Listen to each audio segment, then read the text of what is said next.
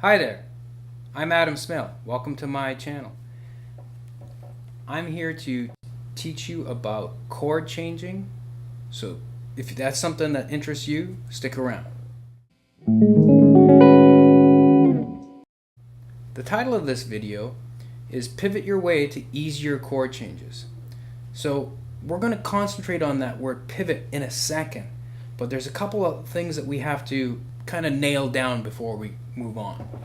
And that's some rules or guidelines. The first rule is always, and I do mean always, make everything one move. Now we'll come back to that in a second. The second rule is, and final rule, is use a pivot finger. There's that word pivot. Use a pivot finger or fingers sometimes when available. So you might be asking, well, what's a pivot finger? Well, a pivot finger is a finger that stays on the same string from one chord to the next. So there's three chords that we're going to use for demonstration purposes. That's A major, D major, and E major. Okay?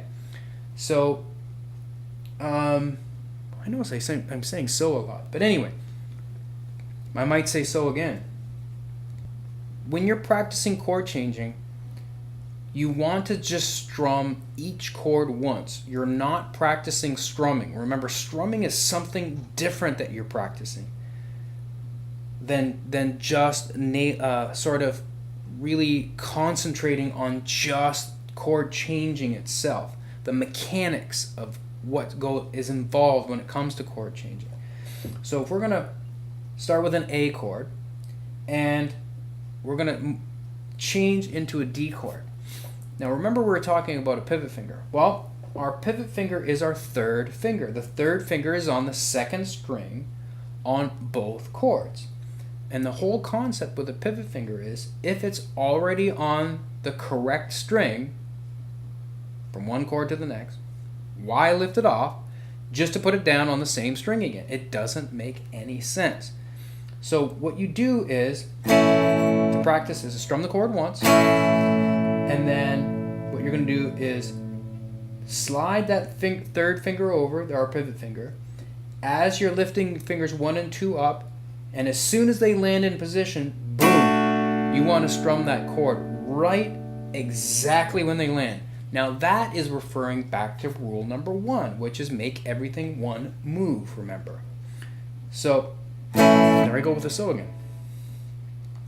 We play A and D, and it's going to get a little bit faster every time I do this. To get back to the A, notice I'm doing the same thing. I'm sliding that finger back, and everything is moving in one motion. Like the fingers are morphing into the next chord shape. And as soon as they land, I strum right away. Now, it might also be good to mention here that you don't want to look at your right hand. I see this all the time with beginners. They get their fingers in place and they move to the chord and they do all that, and then they look at their right hand and they're like, okay, I got to strum, okay, double check. Well, you can't do that when you're in the middle of a song. You just don't have time to do that. I mean, the rest of the band or whoever's you're playing with or whatever are going to leave you behind while you're still trying to figure out how to play that next chord. You want to get to that chord right away. So that's what we're trying to teach you, is how to do that. The next chord shape we're going to talk about is D moving to an E major chord. So this time our pivot finger is going to be finger 1. Okay? That finger is going to slide down 1 fret as fingers 2 and 3 come up above it and land on strings 5 and 4 respectively. Okay? And then when you come back to D, they're going to go back to their positions on second string and first string. So here we go. Strum the chord once, slide that first finger down into the E chord shape, back to D. As you can see, this ends up being really smooth and in time very fast. You can quickly. Now, onto our next chord change. We're going to go from A to E and back and forth, okay? So, I keep saying so.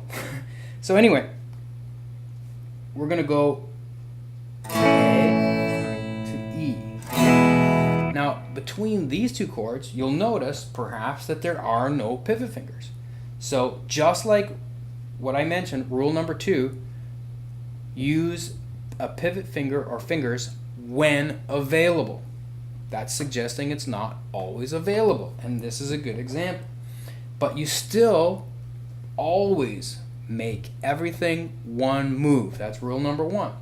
So we're going to lift all 3 fingers up and morph into the E shape in the midair, and then have all 3 fingers land at the same time, and then strum right then. Or sorry, I didn't mean to go to A.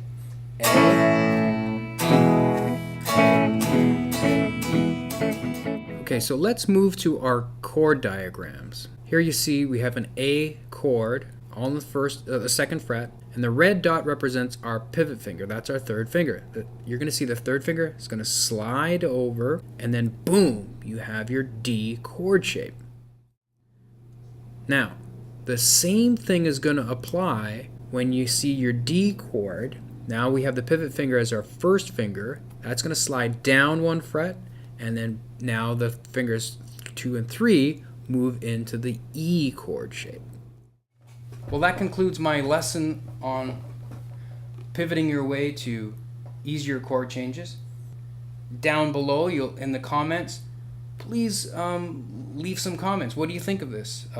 Maybe you have ideas on chord changing that I didn't mention that's worth bringing up. I would love to hear it.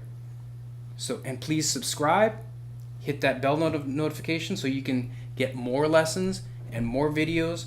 Could be on songs, or could be just hearing me play if you're interested in that. Thanks for watching, and I'll see you again.